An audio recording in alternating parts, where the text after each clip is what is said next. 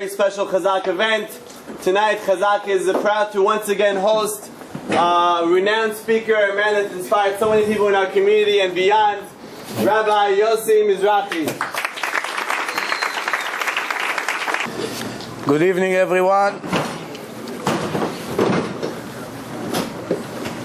Just before I start speaking about our topic tonight, just one quick word about the fundraising that they do here. Is that it's a double mitzvah. Why double mitzvah? Just to help a yeshiva of kids that learns Torah, it's a very, very high level of mitzvah. But to help your own community makes it 10 times more important, because there are rules in tzedakah where your charity has to go. And if you help foreigners, strangers that you hardly know, and not help your own home, your hometown, your whole community, the future of your children, it almost counts no mitzvah. Why? Because you come to Hashem and you say, I help this yeshiva, I help that town. The first question will be, why didn't you help your own community? The place where you pray, the place where you send your own children, your cousins, your grandchildren to learn Torah. The future of this community depends on this school. This is one of the main schools in this community. These kids that go and learn Torah here, in 15 years from now, they could be the rabbis of this community. It's enough that one of them will be the rabbi of this community. Every mitzvah is going to do goes to your account forever and ever. Plus, you have a chance to earn something in this life. It's a Chinese auction. I don't know what they're offering there in a catalog, but you can win from both sides. But my advice to you is, when you purchase those tickets, don't aim to earn a computer or a camera, whatever they offer. You have to focus. I do it l'shem shamayim. And if I don't win, it's very fine. I give it. You can give it for your 10%, and let's start tonight. You know, we're running out of topics. Every week every day I have to make a new topic, and everybody in America wants to know the topic in advance. I always try to play tricks not to tell the topic in advance. Like this, it allows me to say whatever I want at a minute. But no, over here I have to come up with a topic, so we chose the topic to speak about anger. But even when I chose the topic anger, they asked me, okay, anger what? What anger? I said, just one word, anger. I said, no, tell us. What? Like how to overcome the anger, how to prevent it. Anger management. So we'll speak about everything, Bezrat Hashem. We know that in Judaism you can divide the test of the persons in life to two different categories. One is the mitzvot that he has between him and Hashem, and one category is the mitzvot that he has between him and society, to other people. So, for instance, if a person steals, what sin he makes? Between him and another person, or between him and God? Both. If a person has anger, every day of his life is angry, does he violate only one category or both categories? What do you say? Also both. So here is the trick. Every sin between us and Hashem, it's only one sin, it's between us and Hashem. Every sin between us to society makes it a double sin. One sin, it's ben adam lechavero, between us and others, and automatically becomes a violation of the rules of the creator of the world. So it's worse. It makes it double. What happens if it's a sin from the rabbis, from the Rabbanan? The rabbis say you should not do A, B, C. For instance, you cannot be in a closed room with another woman that she's not your wife or sister or your mother. You cannot do with any other girl, even a cousin, in a room that the door is locked or the shades are down. You cannot be there together. That's a sin from the rabbis. From the Torah, it was permitted until the rabbis saw that the people are not modest anymore. That's about approximately 2,000 years ago. And it's needless to say today that the people are completely not modest today. And the rabbis made that sin. So if a person taking a girl into a room and sits with her against this rule, how many sins he makes? 3. Smart girls. 3. And becomes even worse. 1 sin, violating the rule of Rabbanan. 2nd, violating the rules of Hashem that say that we must listen to them. And if we don't listen to them, we have a very serious problem with him. The boss nominates the Chachamim to order us what to do based on his Torah. He gave them the power. They never came and claimed for the power, like some people may think. And what's the 3rd one? Between us and her. We got her into that problem. She's going to get punished one day. It's because of us. So we have 3 problems now. So if we want to make a tshuva, we have 3 different categories to make tshuva now. You understand? So we always think the opposite. We think the opposite. What we think it's the worst, really it's lenient. What we think it's lenient, it becomes the worst. There are many things we can say about our personality and traits, but we know that there is a rule that the more Torah you learn, the better human being you become. That's a rule. Same thing, you can say that the harder it gets, the more you sweat. That's a rule. Nobody can deny it. The colder it gets, the more people shake. There are rules that we know it. They always work the same. There is one rule. The more Torah the person learns, the more Musar he learns, the more he sees how the greatest Jews ever lived. That's the way they behaved. It's automatically affecting him and making him a better human being.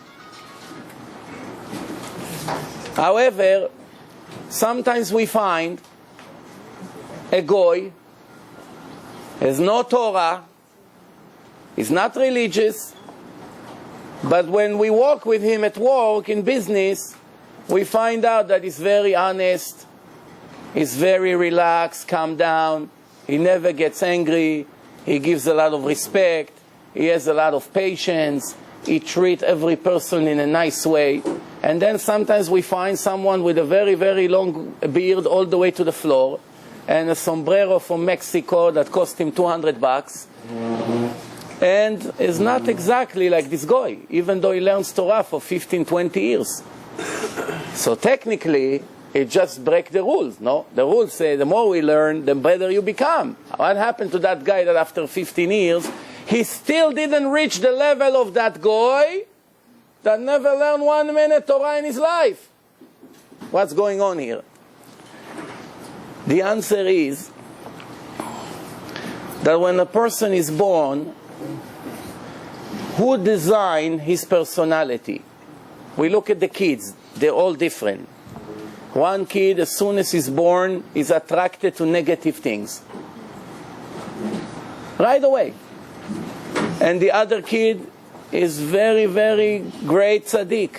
Everything you tell him, he loves. You tell him put kippah on, he never take it off. If it falls for 1 second, he runs to look for it.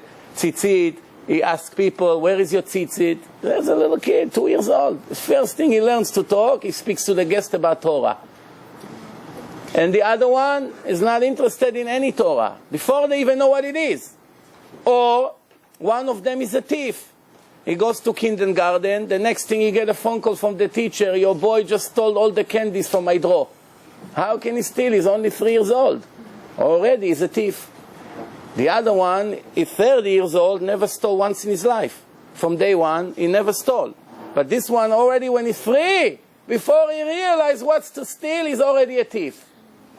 Or we see one kid, no matter how angry you get him, he's cold as ice. He never gets angry, he never screams. The other one, you took 1 pretzel from him, for 3 hours he doesn't stop screaming. So obviously, somebody made them that way, no? We see that there are differences. Before they realize, for instance, you take pretzels from a bag, from pretzel bag from one of the kids. How does he know that it's something bad, that he begins to scream? How does he know? Maybe there's unlimited amount of pretzels. Maybe there's billions of pretzels. What does he worry about that one? Why scream so much? maybe he can get as much as he wants, right? The kids don't understand how difficult it is to get candies. Because sometimes the more they want, the more they get. First time in his life, he got a pretzel, somebody took one, he begins to scream. Why do you scream? You have as much as you want. Just go and take another bag. Why is he screaming? The answer to this, ladies and gentlemen, is that each one of us that came to this world, we are not really designed in a special way like we think. We are the same people we died in our previous life, in a previous body. The same way we died, that's how we born. If we died angry, we are born angry. If we died stingy, we are born stingy, exactly in the same level. If we died 90% righteous, we are born 90% righteous. If we have only one thing to correct, only one, we will be born righteous 100%, with one weakness, one problem. That's it. And that's the purpose of our life. The more things we have to correct, it means we died bigger losers. The more loser you died, the more problems you have when you're born. The more winner you died, the less you have to correct. The Vilna Gaon, 200 years ago, had a student that had a baby. The Vilna Gaon, there's no doubt that he had a holy vision, Ruach HaKodesh 100%. After day or two, the baby died, lo alenu. Finally, the man had a boy, and the boy died right away. So he was very upset. So the rabbi told him, I don't understand why you're upset. You should be the happiest person on earth. So he said, how can I be happy? I finally had a baby, he died, I should be happy. So he told him, you know what's the secret of this baby? This baby, it's a reincarnation of a Gentile, of a Ger Tzedek. In his previous life, he was a Goy, and one time he converted and he became a Jew. But he became such a perfect Jew that he corrected all his problems, all the negative of his soul, he corrected. But there was only one problem. He wasn't born as a Jew. Horato betum'ah. He came to the world through impurity, not through purity, not Kedusha. He comes from the other side of Kedusha. So when he comes to Hashem, Hashem says to him, you're such a perfect tzaddik. There is only one little thing to be corrected, and you are 100% perfect. And you go to your place in the next life for eternity. Never have to bother with this test of this life. What is it? I want you to be born Jewish. So the Gaon Mivilna told him, you were chosen out of all the people in the world that through your family, through you and your wife, this Gentile, ex-Gentile, the convert, the Ger Tzedek, will make a correction to his soul and will finish with his test in life, and you complain? Just imagine the smile he had that his baby just died. It's all in the head. Once you understand what's going on, you don't eat your heart. When you don't understand, you cry non-stop. In Israel, there are parents that their children, their kids, the soldiers died in a war, and for 10 or 20 years, I know it's hard to believe what I'm going to tell you, but you can double check if I'm telling you the truth or not. For 20 years, some of them 10 years, some of them 15 years, depend when they died and what war. Every day they go to the cemetery and they sit there from morning to evening next to the grave of their child that died in a war. For 15 years, can you imagine such a thing? And they refuse to give up. They made a television show in Israel on the Memorial Day. They interviewed all these parents that goes to the cemetery every day. It's nothing. They do nothing in their life. They don't work. They don't get remarried. Whatever they have, that's it. All day they go, they sit there and talk to the grave. It's a symptom. Nobody understands what's going on here. If these parents only knew that these boys already been reincarnated and some of them could be a prince somewhere. How much they would eat their heart that they're sitting and crying for 15 years when this boy is already 15 years old somewhere else. The kids that you see are really adults. There is no kids, it's all an illusion. These kids that crawl on a rug or scream all night and later they're going to have a bar mitzvah, this little kid, it's a person. 10, 20 years ago he was an old man. He died when he was 75. Now he's in a different body, but the soul is exactly the same soul. The soul doesn't have an age.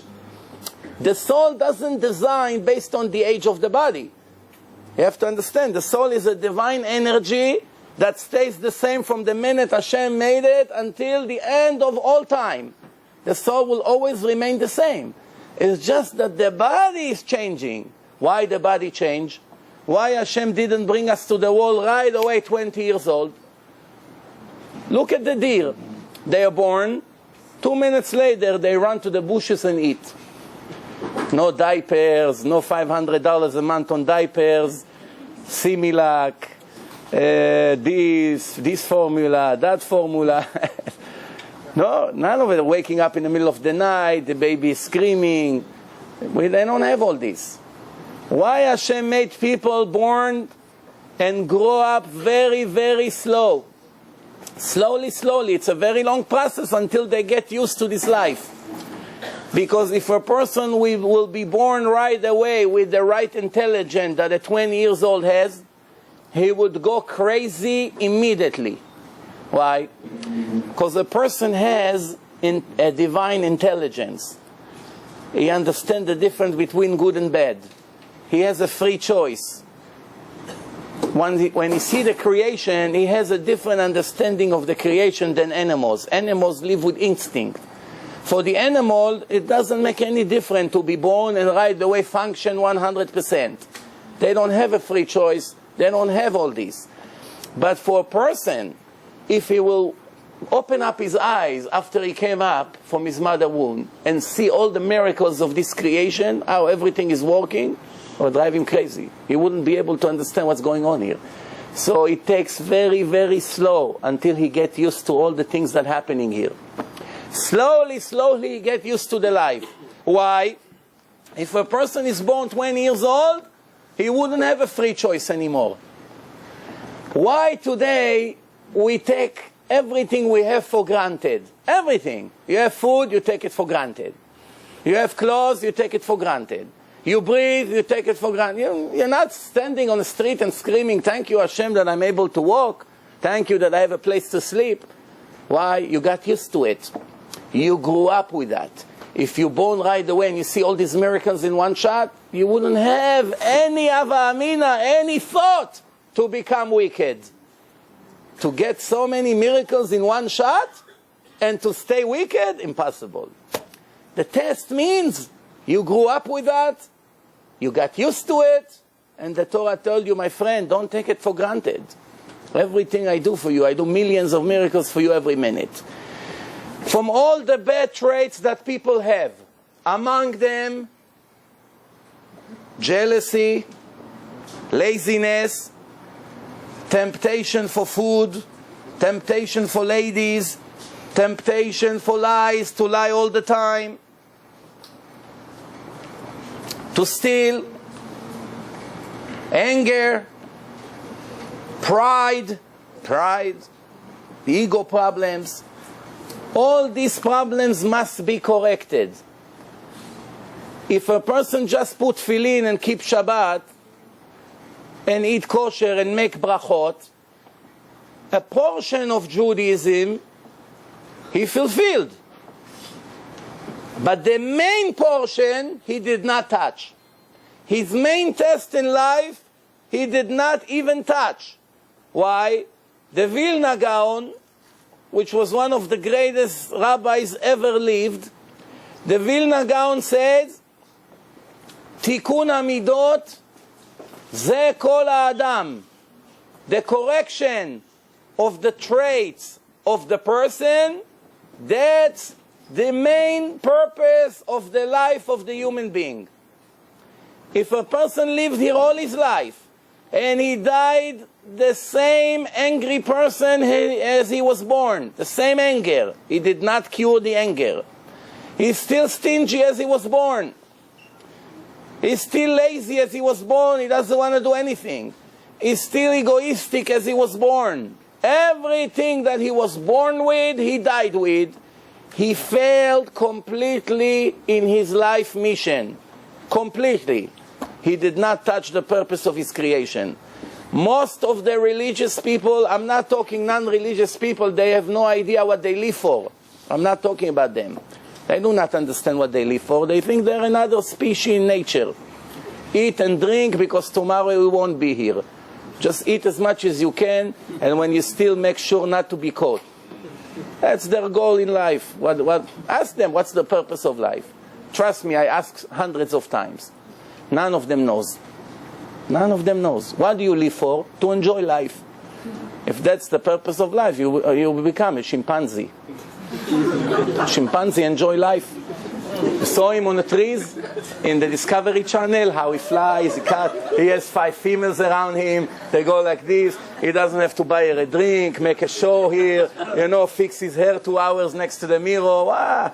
He doesn't have vaccines, surgeries. You ever saw a monkey with gray hair? Look at my hair. How much agony every hour. He doesn't have anything. Right the way he's born, he plays basketball. He dunks better than the NBA. They swim better. Now the dog. The dog wants Chinese food, free of charge. He comes to not to me because I don't have Chinese food, but he comes to any garbage bag out here. He ripped the bag in the middle of the night, 5 stars Chinese food for free. He doesn't know which one now. Oh, problems. I have Italian, I have Bukharian, I have Persian. Which one will I eat? The dog is confused. All for free. For free. They don't have to shop for clothing, no cuffs, tailoring, no gaining weight. I have to replace all my suit. 5 hours a day traffic, 30 years to buy a house. They don't have all this. School, 12 years. What is these parents want from me? I have to go to school. Leave me alone. I want to play basketball all day. They do whatever they want. Sometimes they get lucky. People come take pictures of them. They get a lot of attention. Bottom line, you'll never find one reason why it's better to be a human being than not an animal. Imagine if you're an eagle, you fly all over the world free of charge. No security checks. You don't have to take your shoes off. Take up your laptop. The next thing, you have to run in the airport with your laptop because you're a terrorist. You don't have all this. That's going on here. And finally, you want to put feeling on a flight? The whole United States is on atomic alert. One Jew put a tefillin. Just a week earlier, I was going to LA, and I told them, why did you make me a flight at 6:30? That was between Christmas and New Year's Eve. So they say, 1 hour later, the flight costs double, because it's the holiday of the Goyim. So they got me 6:30. Okay, no. So I said, where exactly I'm going to pray? Where? I don't even have time to pray in the airport. I have to be there at 4. You cannot pray by then. By the time I get on a plane, what do you want? You expect me to put filin and talit with all these goyim on the way to LA at 7 o'clock in the morning? I already knew what's going to happen. I got lucky. This guy, the poor guy, put filin. They took him to investigation. What is the source?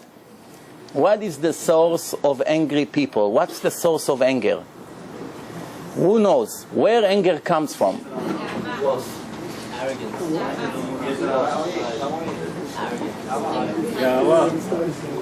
Yeah?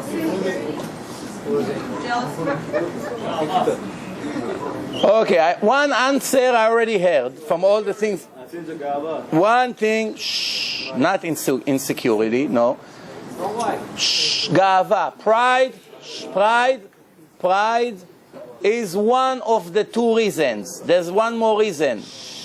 The second reason is no emunah in Hashem, no faith whatsoever in God.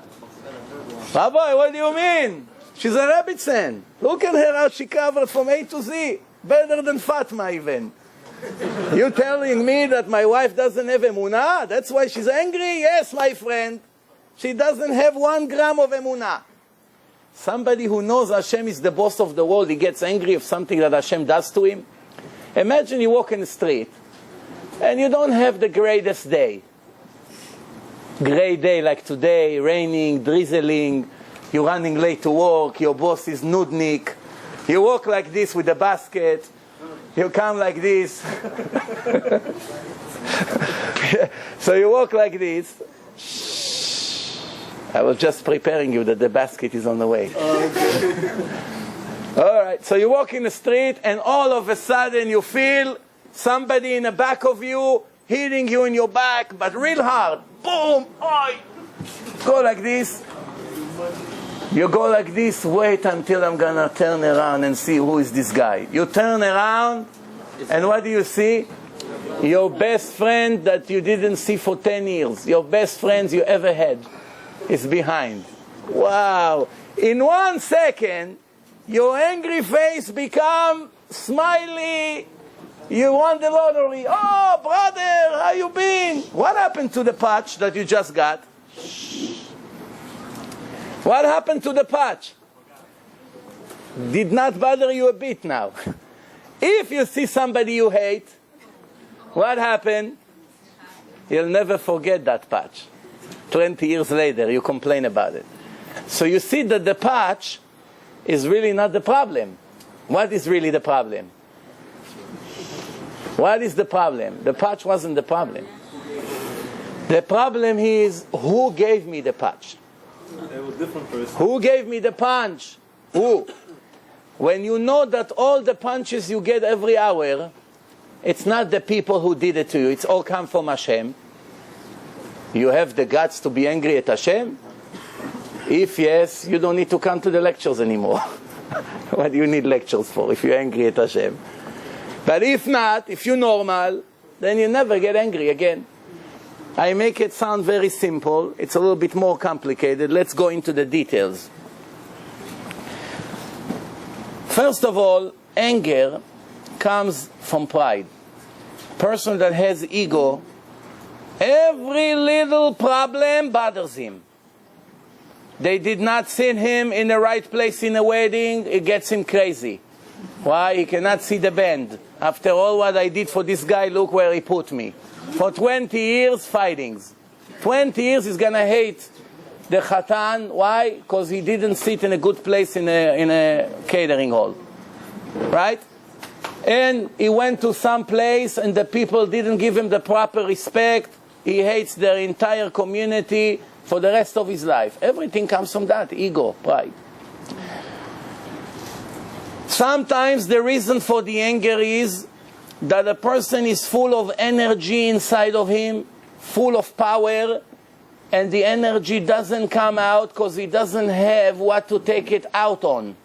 He's full of energy inside, but he doesn't know yet where to put his energy on, and it eats him from inside. He's full of energy, and that's why it's been translated to anger about every little thing that happened is full of anger.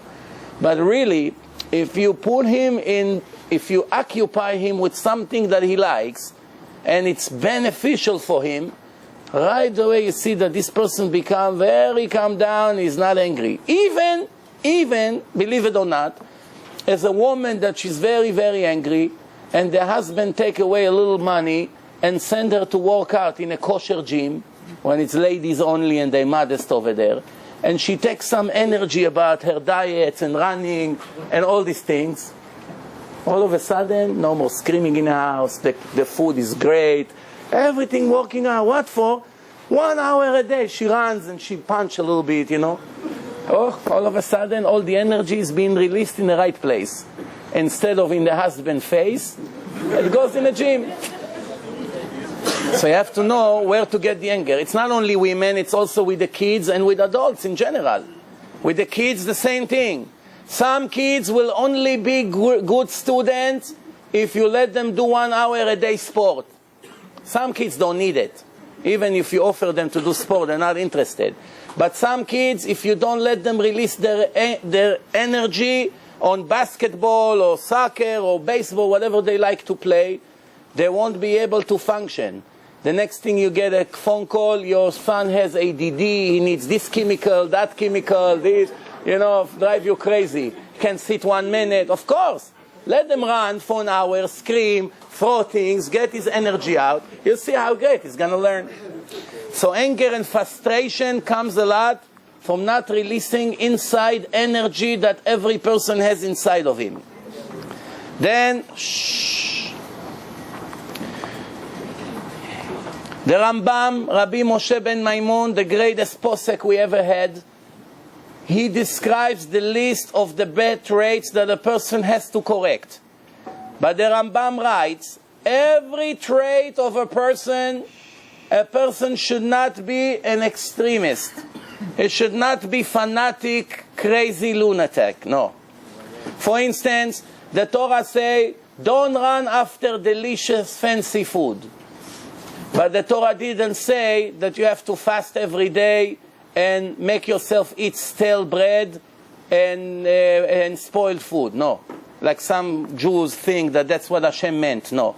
There is no mitzvah in Judaism to torture yourself. The Gemara in Ta'anit says clearly that a person that tortures himself physically, it's not the spirit of Judaism like some Jews may think. If any, this comes from Christianity, that they wanted to show God that they're righteous and they started to make up man-made laws. In Judaism, there is no mitzvah to torture yourself. And the Rambam say, be average. Don't run after delicious food all the time. Don't run after all these pleasures. But don't become an isolated person in a mountain that eats sand all day. No. Just be normal. Eat healthy food. If it's not delicious today, no problem, Hashem. I take it with love. Today it's delicious, Baruch Hashem, no problem, I take it with love. It's not my main thing in life. Two things, the Rambam says, that a person cannot compromise even a bit. He has to run all the way to the opposite side, to be extreme as much as he can. Pride and anger. This is the poison of the person's life. Those two things. Even if you have a little bit in you of pride and anger, it will destroy your life literally. Every day of your life you'll never be happy. A person that is proud and has anger can never reach happiness in this life. Remember what I just said. Can never reach happiness, no matter how much money he's going to make. Even he will learn a lot of Torah. He's going to be very satisfied with his children. He has great children. They learn. They have great shidduchim. His wife is a great wife. Just because he has ego and because he has anger inside his heart, he will never have a peace of mind 1 second of his life. Never. Every little thing eats him from inside. You may ask, what's going on with this guy? Why does he need all kinds of psychologists and psychiatrists to take care of him? Everybody will die to have the life that he has. He has everything a person can think of. Why does he need mental treatment? For these reasons. It eats him from inside. What's the source of that? No emunah in Hashem. When a person has faith in Hashem, he can never allow himself to be proud of anything. When he knows the Torah say, Da me'ayin bata, remember where you came from. And remember where you are ending, in the end, where you are going to. When a person remembers where he came from and where he's going to end, what's the point of being proud about anything in life? Whatever you have, it's not yours. Hashem gave it to you, so what are you proud of? What are you proud of? The Torah says clearly, everything you have, I gave you. You making a show of? Now, Chazal say something very, very scary. Kol hakoes keilu oved avodah zara. Someone who is angry is equal to a Jew that worship idols, which is the worst sin in Judaism. A person who worships idols has no share to the world to come. Why is a person that is angry every day a little bit here and there, why the Torah compares him to a Jew that bowed down to an idol, God forbid? What's the comparison between being angry because the wife drives him crazy to somebody that bowed down to an idol? What's the connection? Why are they comparing this to this? And they say, if you're angry, you should know that you are 100% like a guy that bowed down to the idol every day. Why? The answer, as I said before, because the source of both sins come from the same place. No faith in God. No emunah. Person who bows down to an idol doesn't believe in Hashem. Why does he bow down to an idol? That's his God. A person that is angry has no emunah in Hashem, because when somebody stole $100 for him, he should have known, I'm guilty of something. I needed to lose $100. Why do I hate this guy for 20 years for stealing $100? Yeah, he's a sinner. He chose to steal. But I had to check myself, what's wrong about me? Why I was the one who missed the flight? Why I am the one who lost money and he didn't? Why I am the one who didn't get married and my friend did get married? Why I am the one who got accepted to yeshiva or didn't get accepted and the other one is the opposite? Everything has a reason. Instead of blaming the whole world, a person should always focus about himself. The problem is by me. We learn it from many, many places, among them Yonah the prophet.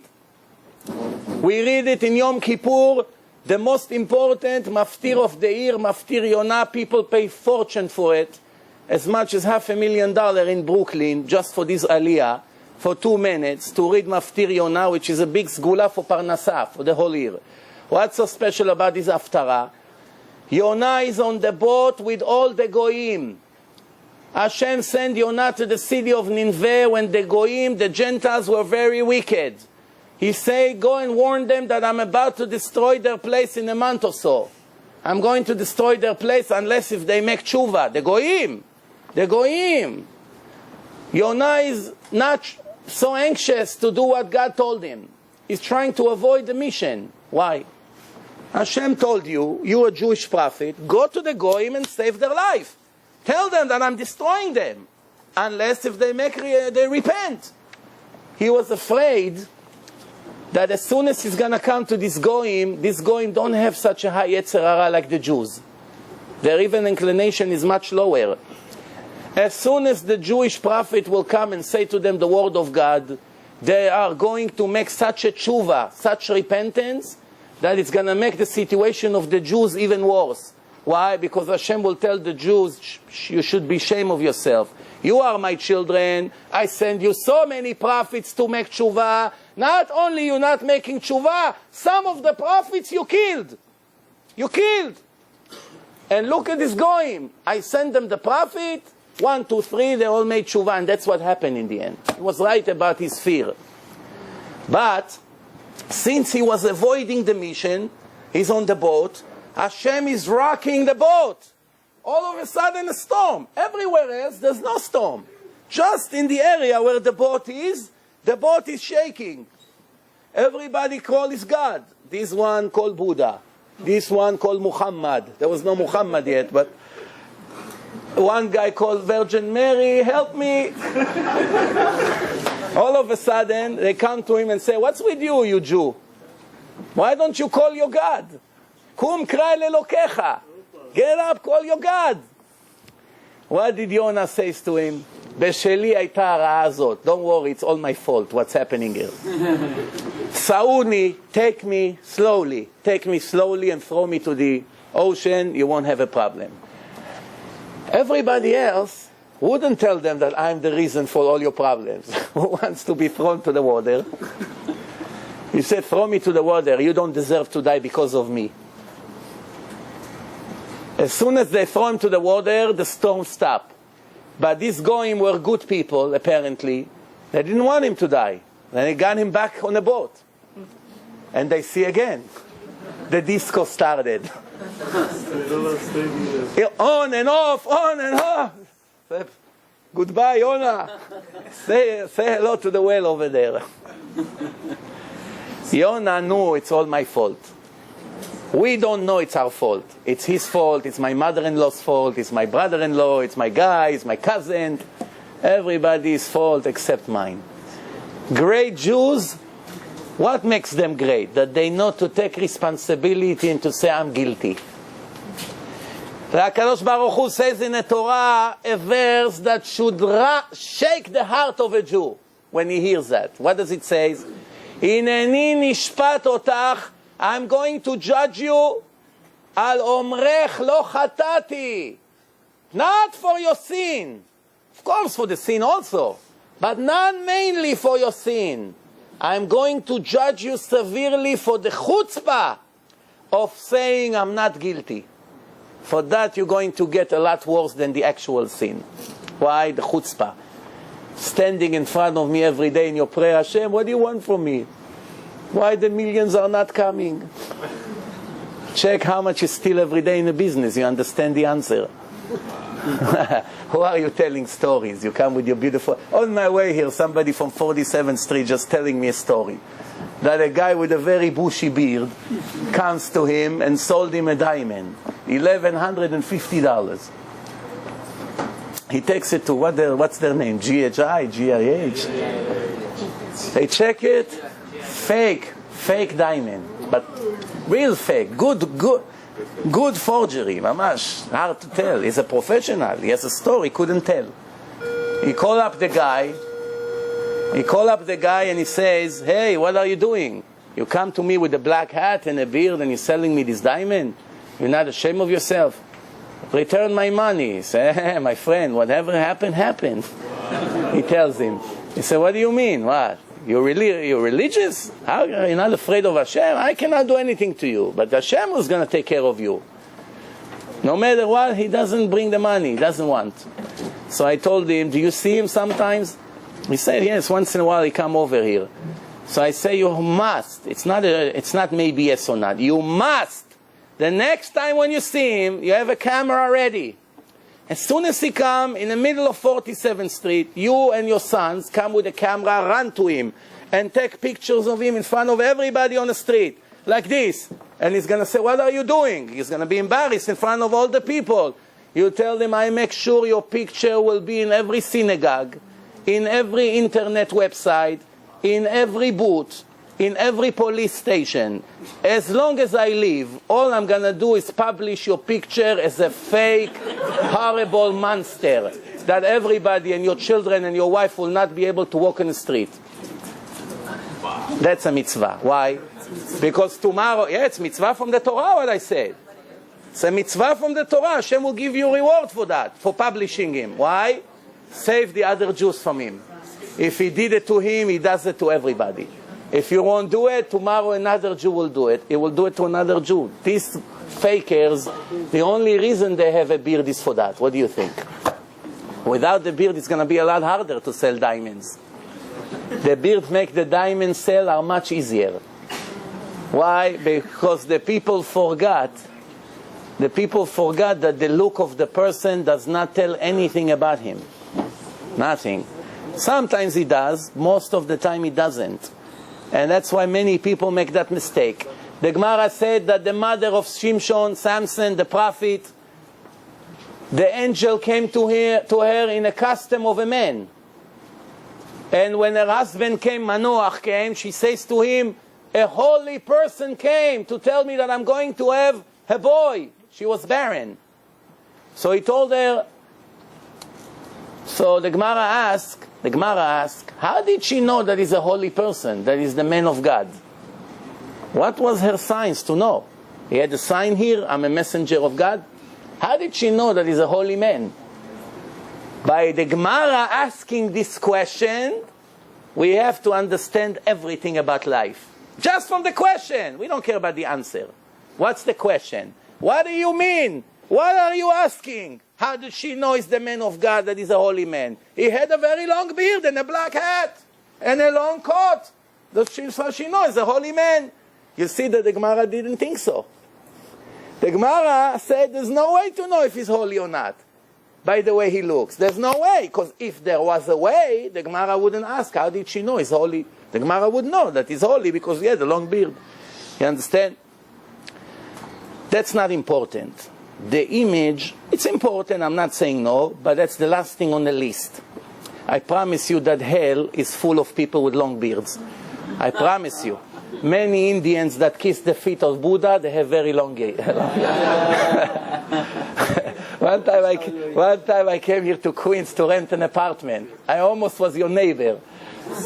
Almost. So there's one guy in Queens here, his name is Eliasaf. So he's a religious Jew, Baal Tshuva, nice man. So he told me, I found you an apartment, 2 bedrooms. I think the story is about 14 or 15 years ago. 2 bedrooms. I had only 1 kid at that time. Come, I show you the place. It's in a co-ops here, somewhere here, not far. So we go in, we see an Indian guy with his white kilt open the door. As soon as I saw him, I became dizzy, because I said, these guys they're worshipping idols. I go into the house, he showed me the apartment, we go into the bedrooms. Did you ever saw a man with a chutzpah that comes to see an apartment, maybe he's going to rent it, and ask the owner, can I open the closet? Out of nowhere, I asked the Indian guy, can I open the closet? I see his black face became pink. He looks at me like this. I opened the closet, he went like this, and me and my friend went like this. He went like this right away. Inside Buddha with flowers and dollars. As soon as we open that, he goes like this. I say to my friend, quick, in Hebrew, quick, let's run out of here. From the outlook, if you see how he looked, that guy, you would stand online to get a bracha from him. Let's stop being fakers and stop focusing on the wrong things. Let's focus on the real things. Talmid Chacham is not a person that claims that he can give brachot. An ordinary Jew that never say a lie in his life, his bracha, his blessing, is much more productive than someone who learns Torah but lies every day. Much more productive. No lie comes out of his mouth. I had a telephone call from one guy from United States somewhere, I'm not saying from where, I'm not giving any signs to know who he is. He calls me up. This is in our generation, this is about a month ago. He said, I just watched your lecture about the role of the man and peace in the family, and I'm very, very, I'm terrified for what I just saw. I said, what happened? He said, I see that some of the things that the Torah requires, I did the opposite with my wife over the years. And I don't know, I have to correct it now. So right away I see that I have a tzaddik speaking to me. So I told him, okay, so it's not late. The fact that you recognize what you did wrong, it's time for you now to correct. So I started to talk, and he's telling me that since the day he got married, his wife never let him touch her except the first week, never ever, not even once. After the first week after the wedding, once or twice, he's not sure. And from then on, more than 20 years, she did not let him even kiss her one on the cheek. Not once. So I say to him, so how did you stay married all these years? You did against the law. The Torah didn't ask for a man to live with a woman in a house and suffer for 20 years like this and make sin somewhere else. That's not what Hashem wanted. We are not priests.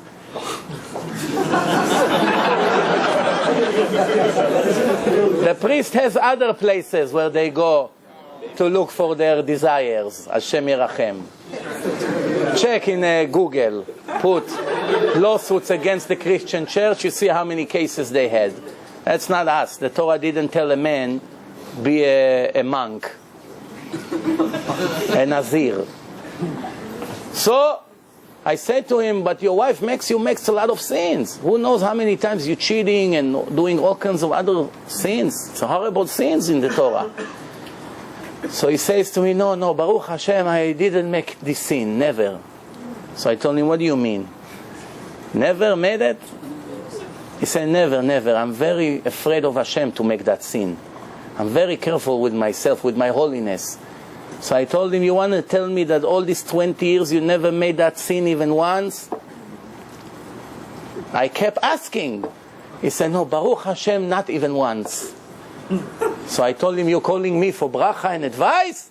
I have to run all the way to you that you give me bracha. I have no questions that right away everything you bless me will happen. You're better than Yaakov Avinu. Yaakov Avinu in his generation, when he had his son Reuven, he was 83 years old, the Torah says, Reshit Oni, the first drop of seed that came out of his body was Reuven, 83. But Yaakov Avinu lived in a generation you could ever saw an image of a woman. No man in his time ever saw a not modest woman. It was impossible to find. On the streets, people didn't have what they have all the dirt today. And plus, Yaakov Avinu, no, in that generation, come on. Son of Yitzchak and the grandson of Abraham. This is an ordinary Jew, Baal Tshuva.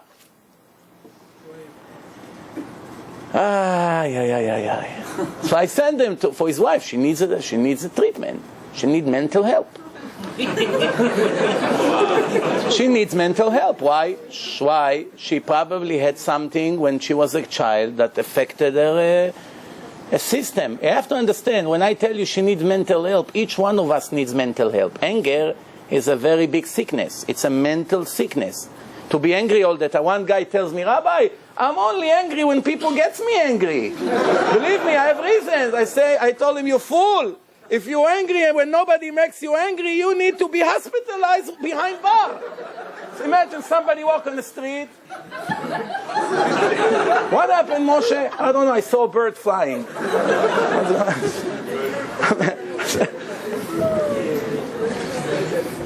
When I was a kid, I had a place next to me that he sells nuts, ice cream, bisli, bamba. You know, kids, they save a little money. They go to buy candy. Just imagine when I used to go and buy ice cream from the guy. So he's behind the counter and he has an ice cream refrigerator. So you have to take the ice cream that you want and you have to give it to him, and he has a newspaper and he wrapped it with a newspaper. So let's say you take banana chocolate, right? And as a kid, you give it to him, he begins to roll the newspapers. You say, excuse me, can I take strawberry instead? He gives you such a look.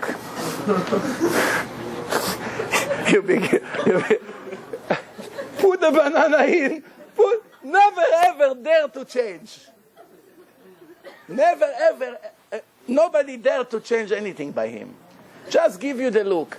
There was one king, when somebody was working for him in his palace, and he messed up, the waiter, the king gave him a look. Everybody knew today they're going to kill that guy, the poor waiter.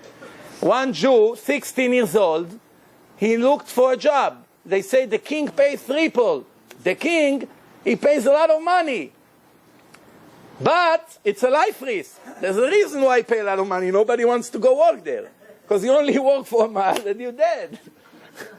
So the Jew said, no, I'll be very careful. I need the money. So he makes $50 an hour.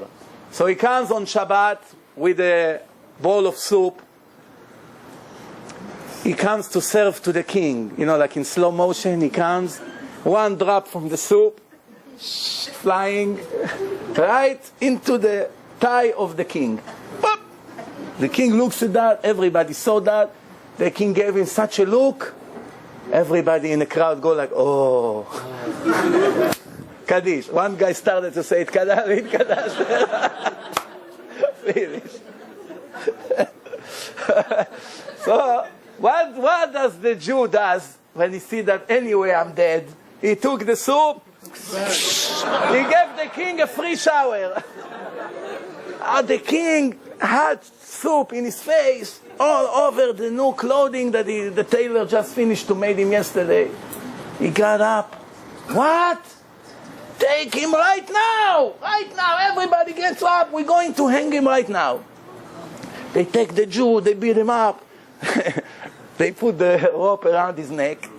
Then the king say, you little puppet Chatzuf, tell me, how did you have the nerve to spill the soup like this in the king's face? I never saw in my life such a Chatzuf. So the Jew told him, no, your majesty, it's not what it looks like. I love the king so much and respect him greatly. Yeah, sure, the king said. If this is respect, imagine when you hate somebody. So So he says to him, listen, I saw that I walked so carefully to serve you your soup. Out of nowhere, a drop of soup flew into your thigh, and I knew you're going to kill me when I'm completely innocent. And the people in the crowd, they didn't even see that drop. Everybody will talk forever. What a cruel king we have. The waiter served him soup, and he killed him for no reason. So when I saw that you're going to kill me when you gave me that look, I made a reason for you to kill me. And then I spilled it in your face. Now everybody say, look at this king. He's a fair judge. He deserves to die. Nobody will hate you for that. I respect your honor, you see. The king said, wait a minute, take off this rope. He made him his advisor. A real upgrade. A good upgrade, no? Yesterday you were a waiter, now you became Bernanke. The Torah says, איוולת אדם תסלף דרכו ועל השם יזעף ליבו.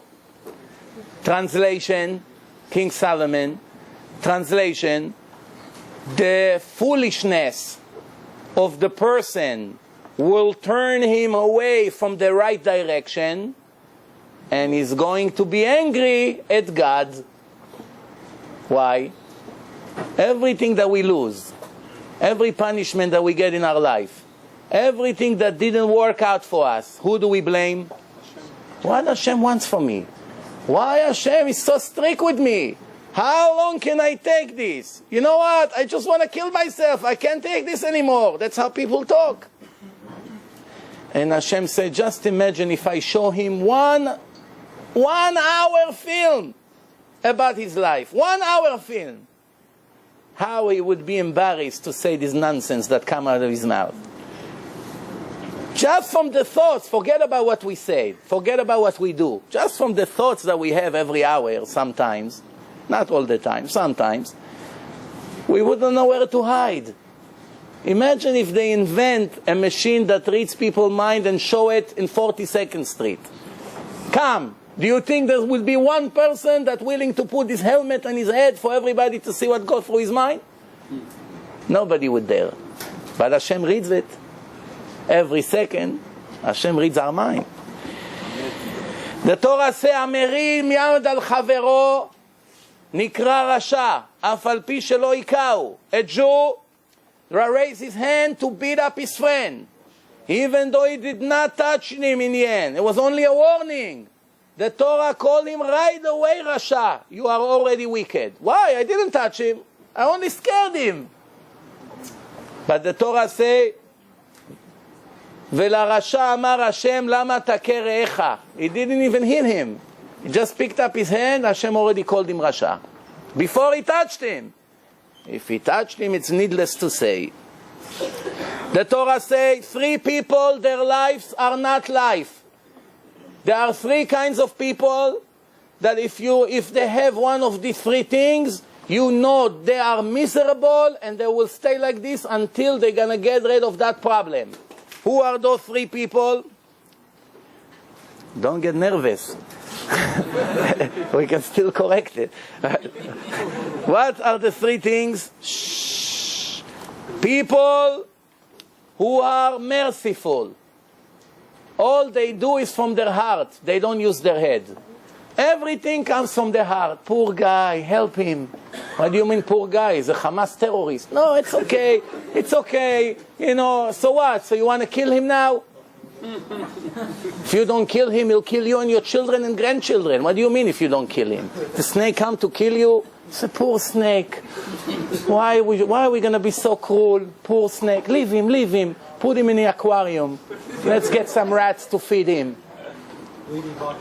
Yeah. It's not good. That's called in America, American liberals. Help the murderers. Don't give them death punishment. Don't be cruel. Why are you killing the murderers? It's not humanic, you know. Let them live. They're also people. What do you mean? They just went into a 7-Eleven and butchered all the people there for what? For $100? You want to keep them alive? Why? Why you have mercy on them? The Torah says someone who has mercy on cruel people, guarantee in his lifetime will be cruel to the righteous people. Guarantee. When you have mercy on these Nazis and East Palestinian terrorists, guarantee when you see a rabbi is dying, you won't care a bit. Just wait and see that it's going to happen to you. It's going to be your curse in life. Why? If there's something that Hashem hates, it's people that are liberal and care for the miserable, cruel people. They deserve to get what they deserve to get. If somebody come and works for you and steal from your cash register, it doesn't matter who he is. Your cousin, your brother-in-law, your father-in-law, it doesn't matter who he is. It's family, Rabbi. I don't want to create problems. Throw him to the street with no mercy. He comes to destroy you. Get rid of him. That's what the Torah says. Don't have mercy on a thief that come and steal from you, is ungrateful to you. If you have mercy to him today, in 1 month you'll be out of business. Then your children will be on the street without yeshiva. Why? You can't afford the tuition. And then you say, why did I have mercy on this guy? It will be too late already. One guy is driving a cement truck. You know that they pour cement in construction. And this guy, he has a private house with a long driveway. And he put signs over there, do not block the driveway. Do not block the driveway. If somebody just blocked the driver, he go crazy. He hung, the whole neighborhood comes to the windows, hey, keep it quiet. Nobody will park too close to my driveway because I have to track the park in reverse. It's very difficult. You don't leave me room. So everybody knows this guy is crazy. You don't park anywhere near his driveway. One time he comes home, 8 o'clock at night. True story, it happened in Israel a few years ago. You're going to love this one. He comes home, guess what he finds? Not only somebody blocked his driveway, a car is parking inside his driveway. Ouch. Forget about the fume. Smoke is coming out of his ears. He said, I'm going to teach this guy a lesson. He never, ever in his life dreamed such a thing. He goes in reverse with the truck. The mixer is full of cement. He opens up the cement bar. All the cement, he pours it on this brand new car. Cover the entire car with cement. He takes a shovel. He smashed everything from the side that they can open the windows. The car is all covered with cement. After he relaxed, now I took care of this guy real good. He comes inside the house. He turns the light on. 300 people in the living room. Surprise! Surprise? What happened? Happy anniversary! You married to Mom 30 years today. We made you a party, son says. And we got you the car of your dream. Each one of us chipped. We've been saving for years.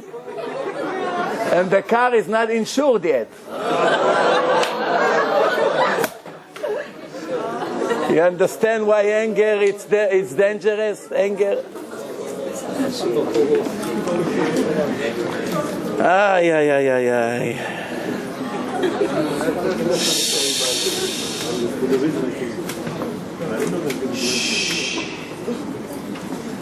What's the way to overcome the anger? First, to learn every day about correcting the traits. There's a very good book right in front of you. It's called Orchot Tzadikim. He has it in Hebrew and in Hebrew in English. Over here they speak about jealousy, laziness, anger, pride. And it shows you all the sources from the Torah and the Nach and the prophets. What does God think about each one of us that have these problems? When you see that Hashem cannot stand you because you're proud and you have very high ego, it bothers you. If you want to be righteous, it bothers you that the Torah used this word. Hashem cannot stand proud people. And you know, I'm proud. I'm a show-off. Why do I drive this $100,000 car if not for a show? Could buy a $20,000 car, it drives just as good. The reason I spend an extra 80 because I'm a show-off. There's no other way. If I can wear a $200 suit and I wear a $1,500 suit, I'm a show-off. There's no other way. If I buy a tie for $200 when I can buy a good one for $15, I'm a show-off. If my diamond is 10 karat, not my wife, I'm a show-off. Yes. And if you put 2 big lions in the door, what are you, King Howard? What do you need this for? The money that you put over there, give it to the yeshiva here. They beg for $200, $500 to teach Torah to the kids. It's more important. You have Rabbi Newman for the chickens to help the poor families, and everybody needs blankets, whatever. Give to those places. Make CDs to help people become religious. It's more important than spending tens of thousands of dollars on luxury. Rabbi, it's very hard for me not to be in a first class. It's very crowded over there. Big deal. From here to Florida, 2 hours will be a little bit crowded. That extra $1,000 donate to the yeshiva. What's the problem? Start to lower your lifestyle. Soon you won't have a choice. Nobody will have a choice. Hashem takes the money from all the wealthy people. One by one, they're all collapsing now. You wait and see what days are coming. You never dream in your life such a thing. Nobody will have nothing left. Only people will scream to Hashem, help! Help just for food for tomorrow morning, all night. Read Tehillim, Hashem, give us breakfast. That's the situation the world is going into. And that's what the Gemara says, En ben David ba, Mashiach doesn't come, ad shelo tichle pruta min hakis.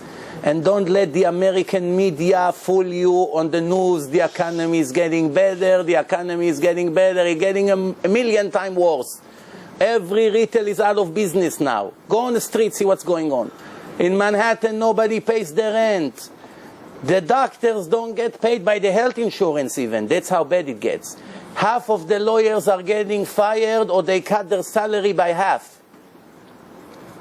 You have no idea what's going on here. And just that it looked that it's getting better because the government printed trillions of dollars and gave it out. That's not getting better. It's like giving oxygen to a dead body. He's coughing. Here, you see? It's getting better. It's dead already. It's already dead a week. You know, the stingy guy, he brought a fish for Shabbat. You probably heard that, but it's worth it to say again. He comes to his wife, Rivka, look what a fish I got, half a price. She say, what? You don't smell it? Such a fool. You're bringing me a spoiled fish for Shabbat? You want us to die? He smells, what's wrong with you? You always, everything spoiled for you. Trust me, my husband, it's spoiled. Throw it to the garbage. He said, why to the garbage? We have Yitzchak, the neighbor, the poor Yitzchak. He never had fish in his life for Shabbat. Let's give it to him. He said, no, throw it to the garbage. What Yitzchak? You want Yitzchak to die from this? He said, no, you're too extreme. Don't worry, leave it to me. He gives it to the neighbor, the poor neighbor. He gives it for Shabbat. Sunday morning, you see Atzala is outside. Atzala is outside. Atzala? He looks from the window, he said, I take Yitzchak. What happened? He runs quickly with the ambulance. What happened? I don't know, he has food poisoning. He jumped into the ambulance, he goes with Yitzchak to the hospital. By the time he gets to the hospital, he reads Tehillim, he visits him. Yitzchak, you okay? He's trying to tell him, you killed me. An hour later, he's dead. So he called Chevrat Kadisha, they come, they take the body, he goes to the cemetery, they bury him, he say Kaddish on him. 9 o'clock at night, he comes home. His wife, Rivka, says, Yosef, where have you been all day?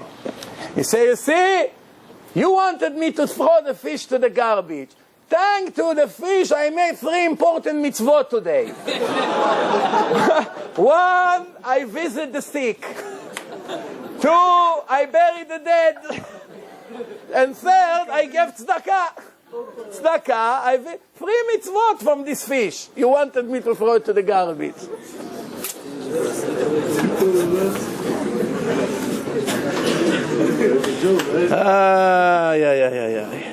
So how do we overcome the anger and any other problems that we have? We make a rule.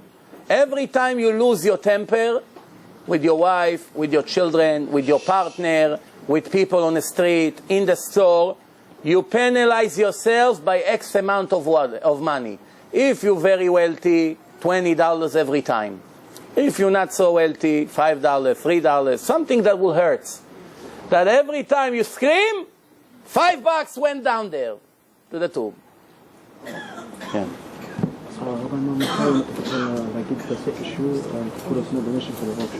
Okay. So, every time you're angry, $5. In the beginning of the day, 5-6 times you're angry, already $25 before the day started. Tomorrow, you're already thinking about it. But you make it like a neder.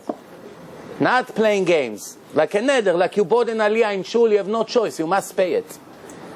And you see that when you feel the pain, you begin to work on your problem.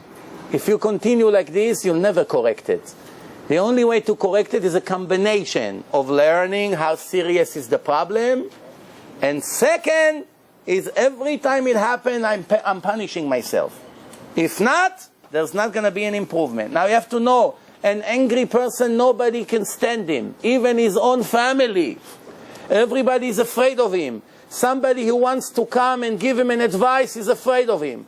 Someone who wants to come and tell him that he does something wrong against the Torah is afraid of him. And if he comes to speak, everyone is afraid of him. No matter what he does, people are staying away from him. The Torah said there are 3 things that can tell you who is the person you are dealing with. Check him with koso, kiso, and kaaso. The way he drinks, that means the way he eats and drink. If he eats, I don't want to say like who, then you know with this guy we don't want to do business with. This is a lion, this is not a human being. The way he ripped the chicken and push it into his throat, tomorrow is going to make me his chicken tomorrow. Vekoso, kiso, vekaaso. Kiso means how regenerous he is. I always say some people are afraid to go to the bathroom because they're going to have to eat again. That's how stingy some people are. I know, I have a woman that she's taking care of the grandchildren of one of the richest people in the world, in Manhattan. And his divorcee, the ex-wife that this wealthy guy, believe me, she got a nice amount of billions. She has a few houses, private servant, you know.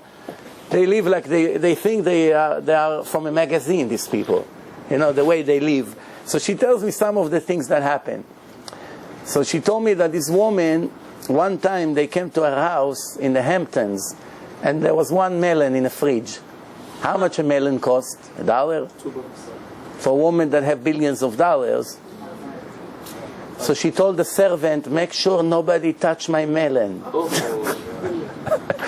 So she came, she said, there is one kid here, one little baby, 2 years old. We didn't bring for him any food. We thought you're going to have food here, fruit, something to give the baby. The baby's screaming, he's hungry. Let me take half of the melon and give the baby. So the cleaning woman started to shake. No, please, I'm begging you, don't touch the melon.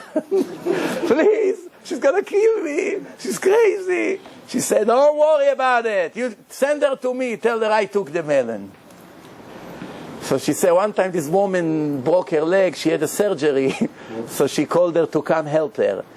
So when she wanted to go, she wanted money for the cab. You know, I come, I volunteer all day, I take care of you. Not only you don't pay me, so she said, no, I'm very sorry, you have to pay for your own cab. You understand when people are stingy, how crazy it can get? It's hard to believe. You take a person that doesn't make $300 a week, he won't think like crazy like this. Even when he doesn't really have the money. But these people, that's how they are. No, try to be happy when you are like this. No matter how much money you have, you're going to feel like a beggar from the street. What's the difference between her and a beggar that begs for donations to live? There's no difference. Psychologically, there's no difference. Hashem gave her billions, and she suffered from $500,000. Understand what's going on here? That's called mental disease. She was born like this because she died like this. You understand? And we are the same in different things. And I will tell you the last story for tonight. I'll send you with a smile home. One guy, an old man is looking for a ride from Bnei Brak to Yerushalayim. You heard that story before or no? It's worth to stay 2 more minutes. So, he's asking, in Bnei Brak there's a place called Itzkovich. One minyan after the other. But you know, in Israel, the air condition, you need a mortgage to pay the monthly bill. So nobody can afford to turn the air condition on. So once in a while they get lucky, a rich guy comes in, he puts few shekel in the machine. How do you turn the air condition in? You have to throw a few coins, the air condition turns on for another 10 minutes. Like this, they don't have to worry about the electric bill. That's how, and you know, the humidity over there in Bnei Brak, it's a sauna. And you know, when the people have 5 different coats over there, I don't want to tell you the smell in the middle of Shmona Esrei, what's going on. It's a question if you can pray there, bichlal. So anyway, I'm not sure what smells worse, the fish of the stingy guy. I one time went there, I almost vomit. I was looking which room the air condition is on until I realized the trick. You have to put few shekels in. Didn't know how you turn the air condition here. Then I see one guy come, throw a few shekels, the air condition turns on. That's how it goes. So this old man is looking for a ride from Bnei Brak to Yerushalayim. This story relates to anger, that's why I say it. So he goes around and he see one guy in a nice car going to Yerushalayim. Can you give me a ride? He says, sure, get in. I'll take you to Yerushalayim. As they arrive to Yerushalayim, he said to the old man, okay, where do you need? He said to Givat Shaul. He said, but I'm sorry, I'm going straight. So I'm going to drop you here, and from here you'll find maybe another ride. So the old man says to him, come on, you brought me all the way here. What is it, another 2 minutes? Take me up the hill. Look at me, I'm an old man. You want me to walk all the way up to the mountain? So the guy say, I would do it, but now I'm in a very big rush. Please understand me and get off here. So the old man say, no, come on, don't do that. If you do a mitzvah, you have to do it perfectly. המתחיל במצווה, אומרים לו גמור. You cannot start the mitzvah and just before you get to the end, you tell me get off. It's like doing a download, 98%, and press stop. What's the point? So the guy said, download, I'll teach you a lesson. Get off already, let me go. So the old man said, listen, you should know, next time if you plan to do only 95% of the mitzvah, don't start. This guy is fuming. He goes like, he turns around to the old man, are you serious? Say yes. Why, you can't hear the truth? Next time you don't want to do it 100%, don't do the mitzvah. So you wait and see what I'm going to do to you now. He makes a U-turn, he drives all the way back to Bnei Brak, an hour ride. The old man is screaming, what are you doing? I'm going to drop you all the way where I picked you up from. You told me I should not start the mitzvah, no? So I'm not starting the mitzvah. I'll drop you back there. No, I have a wedding to go to. Let me off. They scream. I also have a wedding to go, he screams. I'm taking you back to Bnei Brak. Finally, he gets back to Bnei Brak. The old man, he wants to smash his head with a cane. So get off. So he got off. He turns around. He goes to Yerushalayim. So now the old man, he has to look for another ride. He has to go to... Okay. So this angry guy, anger, I told you, it's a sickness.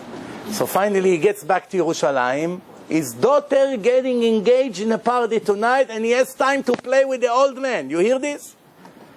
He gets to the catering place 9:30 instead of 8.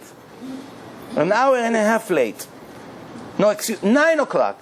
9 o'clock, instead of 7:30, 9 o'clock he gets there. His wife, what's wrong with you? What's going on?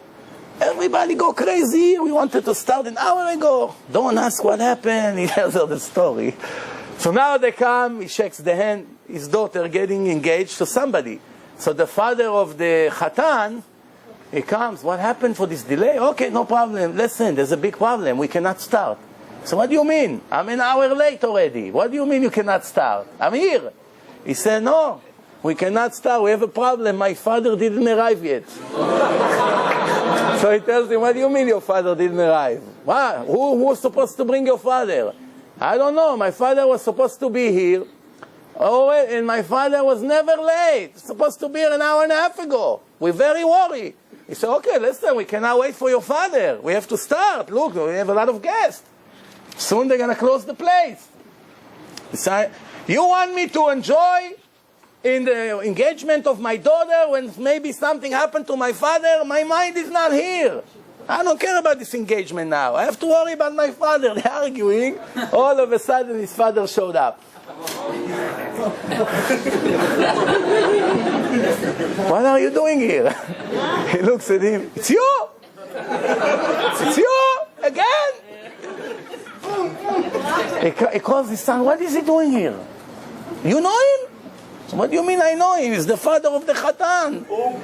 My granddaughter married his son? On my dead body. He begins to scream. No wedding! No wedding! Everybody's crying. The Kala takes her teilim, shir למעלות. The Khatan pull his peon. What's going on?